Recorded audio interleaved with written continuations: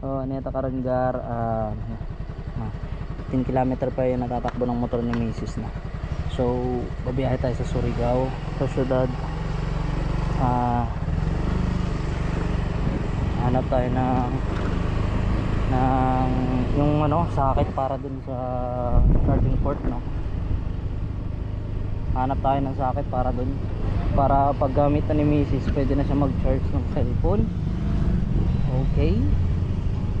And yon. At ngayon napaka smooth niya yung gamitin, guys. Dun sa matagtag, siguro kaya matagtag kapag sobrang tigas ng gulong nyo, kasi yung akin binawasan ko na to ng hangin. Hindi ko nga lang ginamitan ng tire gauge or ano tawag doon, yung pang sukat. So takbo natin is 30 to 60 or 30 to 70, no? Yan lang yung minimum na takbo natin, 30 to 60, 40 to 70, gano'n. Kasi break in pa, kaya ganun ako mag break in, kasi based naman sa experience ko dun sa Raider ko, no? Raider FI natin, ganun ko siya bin-break in. So far so good, wala namang problema. Ang sinasabi nilang parang mabagal, magiging stock lang daw yung takbo ng makina, hindi daw mapupwersa, kailangan daw pwersahin.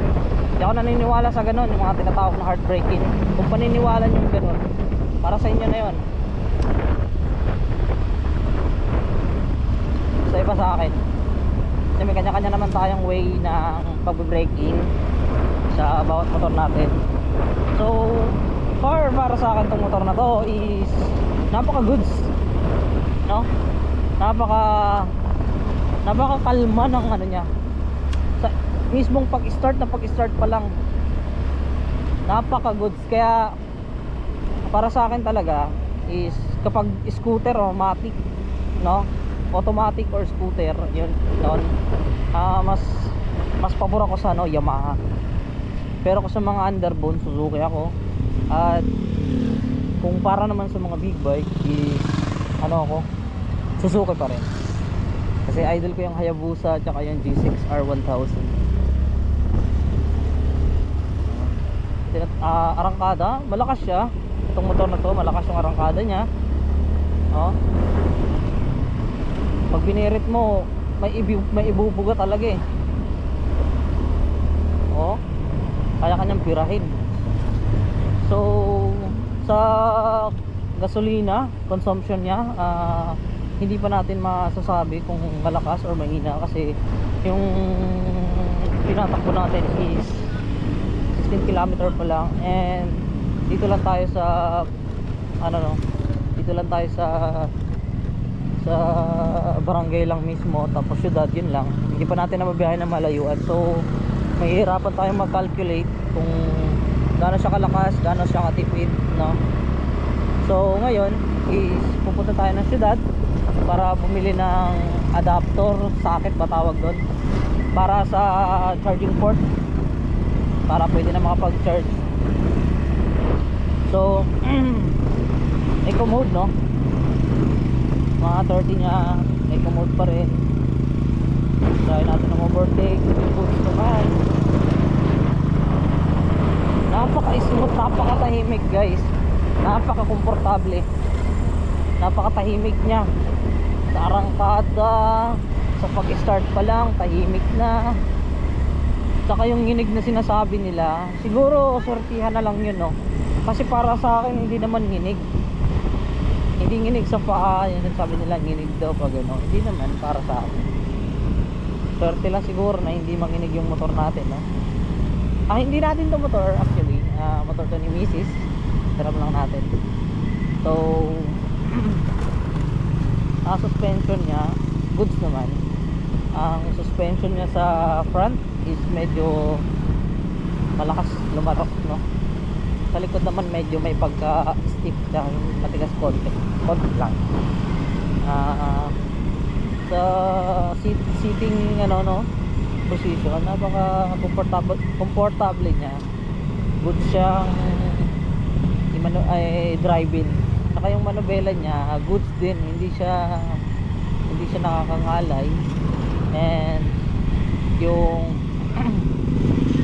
medyo yung manubela niya is medyo maluwag, ay yung malambot, ganun, madaling iliko-liko, no?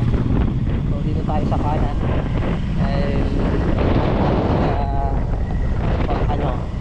punta tayo sa Mr. DIY na shop. So, napaka-smooth niya guys, no? Napakaganda pa ng view. Oh my god, see, ganito yung kung kapag nakasakay kayo sa motor na to, ito yung view na nasa harap nyo. Yan, ganyan, no? Pointy yung ano niya dito na oblong. Ganda na pagkakasya, parang kang nakasakay sa Vespa no? Hindi pa ako nakakasakay ng Vespa, pero para sa akin parang Vespa, kasi ang mga napapanood ko sa video, yung mga naka-Vespa, napaka-goods niya. Pero napaka-smooth. Yung makina niya talaga napakatahimik guys, sobra. Napakatahimik ng makina. No? Takbo natin 47, 48. Okay tayong umakyat ng 70 to 60, no? 60 to 70.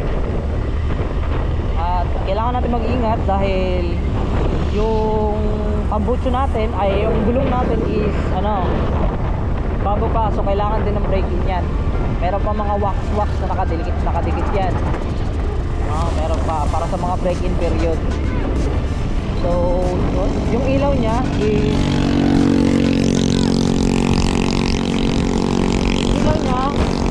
okay naman, pero para sa akin, no, nasanay na kasi ako sa Raider ko na malakas yung ilaw. Meron kasing MDL, tsaka meron pang isang driving light, driving light. So yan yung low niya guys, yan yung low niya. Ito yung high beam, yan, high beam, low beam, high beam. So yun, mahina siya, no?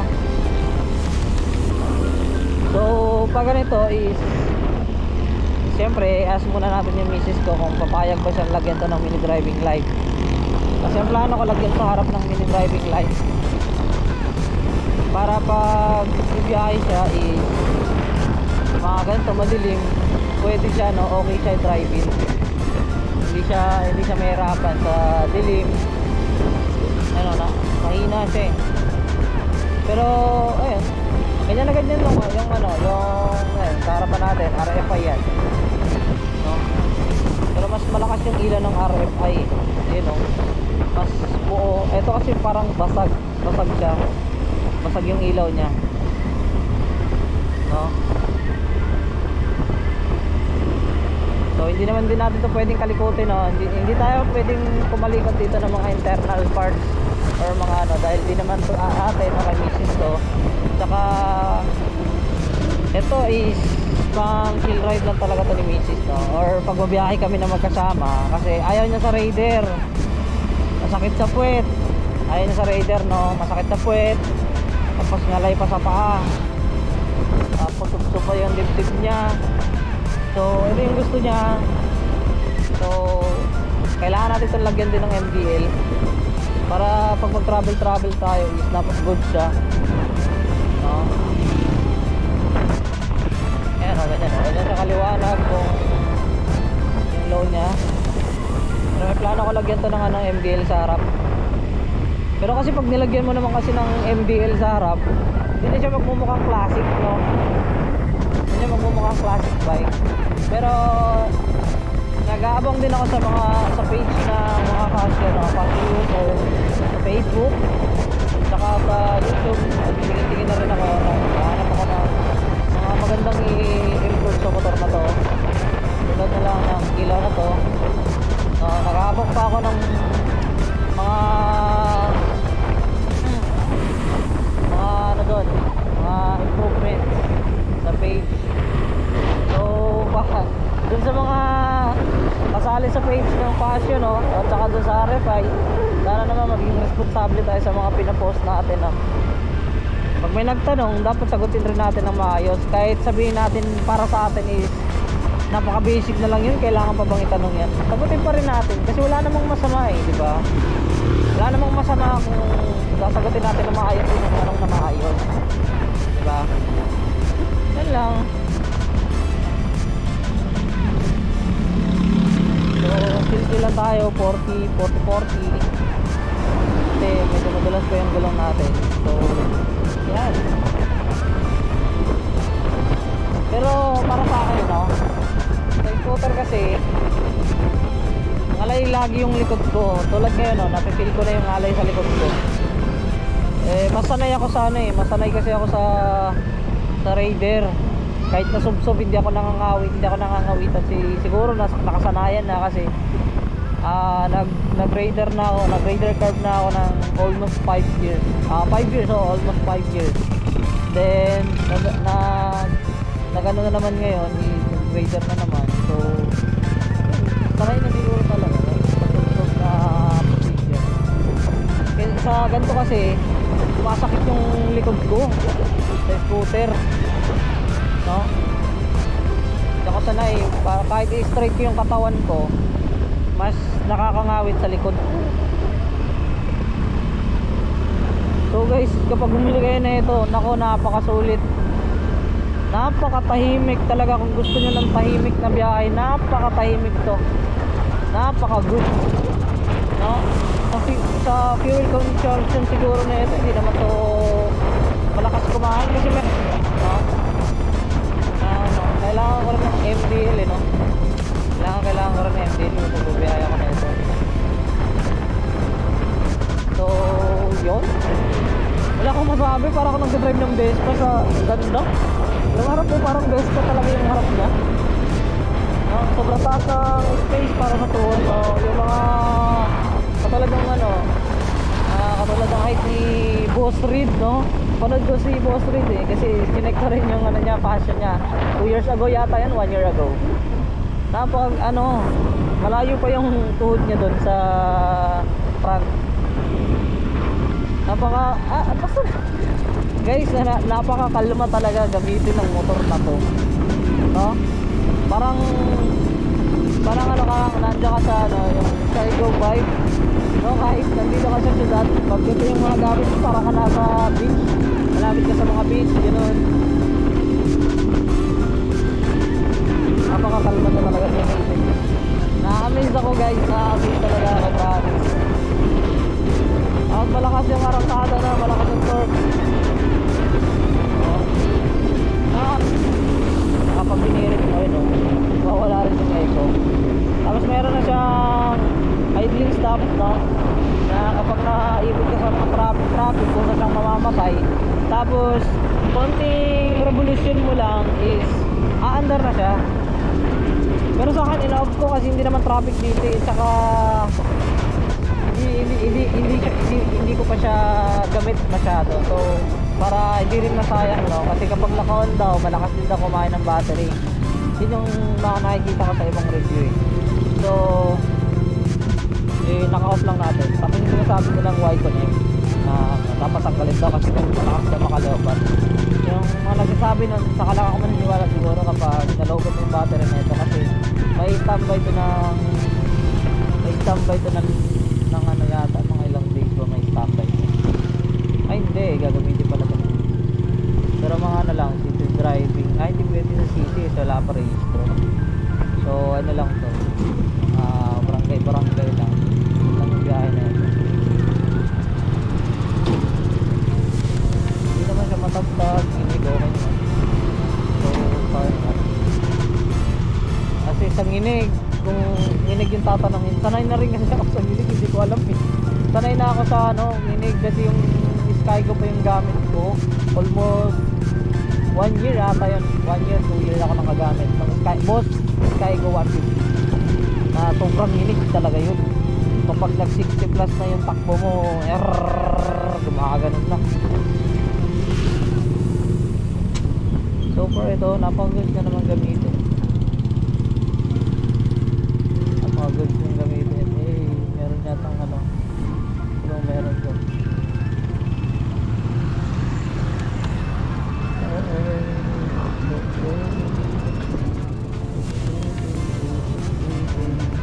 So na lang din yung na ito, yung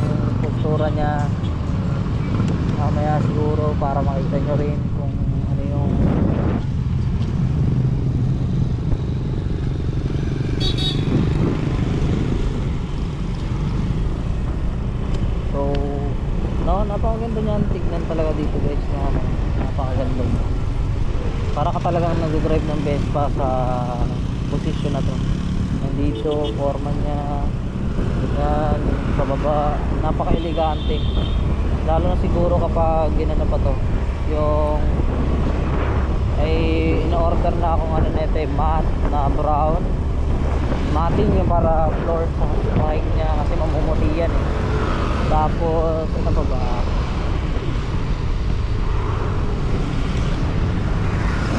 Open to ba yung pwede ayun?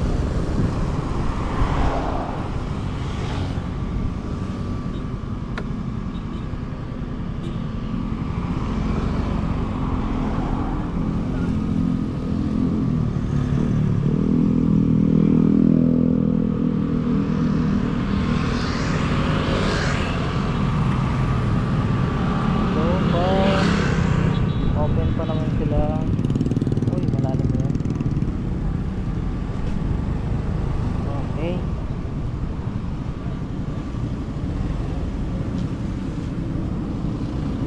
Dito na tayo sa Mr. DIY. Okay. Guys, no. Sure ko lang, napakaganda pala pag i-start siya. Ayan o. Ayan naman. Napakaganda ng animation niya, guys. Ayan na, tapos pakinggan nyo ha, start natin ha. Oh. Napaka-tahimik guys. Napaka-amazing talaga. So, punta muna tayo ng 7-Eleven. Punta tayo ng 7-Eleven para bumili ng 1.5. No, 1.5 na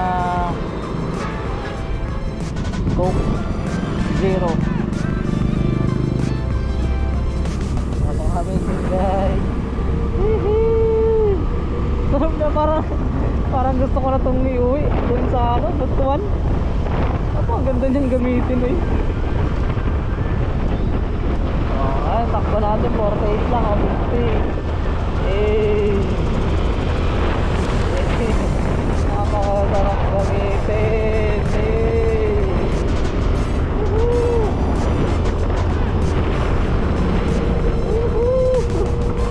Napaka-smooth talaga. Na-amaze talaga ako guys. Na-amaze ako sa tunog.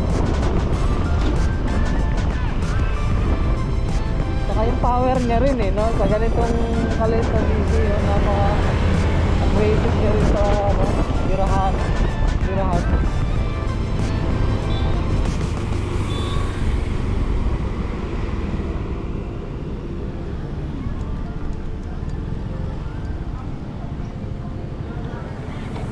So, gar. Ito na tayo mga gar, no? Nakabili na tayo ng Coke.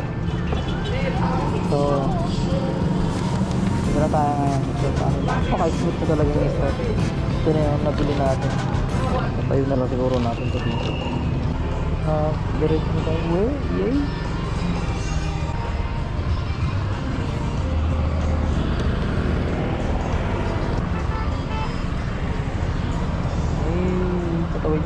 Patawarin niyo ako please. Patawarin niyo na ako. Ano naman kayo? Tandaan naman kayo. Hirap talaga ako mga gano'n. Hirap ako tumawid pag gano'n, matik. Hindi ko alam bakit. Hindi ko alam kung bakit eh. Kapado guys. So yun, diretso na tayo eh. Let's go, nabili na natin yung mga importante natin bibilhin, no? Pero nabili na tayo na extra. Nabili tayo ng marker para sa gulong, yung pang pintura para astig. Bumili ako kasi kukulayan ko ng puti yung yung mga gulong. At nabili na natin yung adapter. Nabili na tayo ng soft drinks na zero sugar. And hey, diretso na tayo pa uwi guys. Napaka-smooth talaga ng motor na ito. Napakaganda. Ito yung niya, yung napakakalma, no? Hindi masakit sa mata yung ilaw ng niya na paddle board, no? Napakaganda napakaganda niya. Tapos yung Yung jeep nyo dito talaga pang fiesta, no? Oval. Tapos ang laki pa ng gulong guys, napaka good. So yan, makakauwi na tayo ngayon. Dito na tayo sa crossing ng Surigao City, no? Siyempre likod tayo pa kaliwa dahil pamabwa tayo. So yun, buti nagkasabay tayo. Grabe naman yung mga ano na ngayon dito, no? Pag hindi ka lumabas, grabe naman. Ewan ko talaga, wala talagang masabi din. Napakatahimik kasi ng motor na ito, napakatahimik, no? Kaya siguro gusto na ito, napakatahimik. Tapos napakaganda niya, sarap yung gamitin talaga, grabe.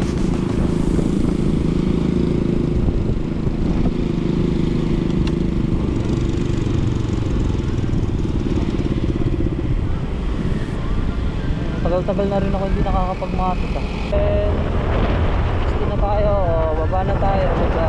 Hey, may plano rin akong ano, pero natatakot din kasi ako magpalit-palit ng mga internal parts na ito ng katulad ng sa mga ilaw. Pero yan, hindi advisable na white yung lalagay mo sa pula, nakakasilaw yung ganyan. White dapat yung ilaw mo na yan sa prat nilalagay yan. Akala mo naman kinaganda, akala mo naman hindi ka makikita kapag hindi puti yung nilagay mo dyan. Sa ilaw nga lang tayo downside kasi masyadong mahina, lalo na kapag malabo yung mata mo na, delicate.